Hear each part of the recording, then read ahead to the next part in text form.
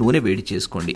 ఇందులో బిర్యానీ ఆకు, ఓ నల్ల యాలక, 6-7 లవంగాలు, ఓ అనాస పువ్వు, 4 యాలకలు, దాల్చిన చెక్క, పావు టీ స్పూన్ మిరియాలు ఇవన్నీ వేసి వేపండి.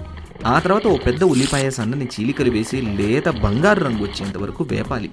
ఉల్లిపాయ కాస్త రంగు మారుతున్నప్పుడు 1/2 కిలో మీడియం కట్ చికెన్ తీసుకొని హై ఫ్లేమ్ మీద చికెన్ పైన వేగినట్లు ఎర్రని మచ్చలు ఏర్పడేంత వరకు ముందు ఫ్రై చేయండి.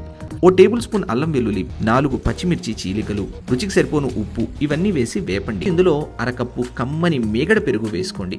ఇందులోనే కాస్త ఎక్కువగా పుదీనా తరుగు వేసి చికెన్ని పెరుగులో ఉడకనివ్వండి. ఇప్పుడు ఇందులో కాస్త కొత్తిమీర తరుగు, O T spoon garam masala, ఓ పెద్ద టొమాటోని ఇలా పొడవుగా చీరుకున్నది ఉప్పు వేసి కలుపుకోండి. 1.5 కప్పుల గంట సేపు నానబెట్టినటువంటి బాస్మతి బియ్యం వేసి నెమ్మదిగా కలిపి మీడియం ఫ్లేమ్ మీద మూత పెట్టి 8 నిమిషాల పాటు సిమ్లో వదిలేసేయండి.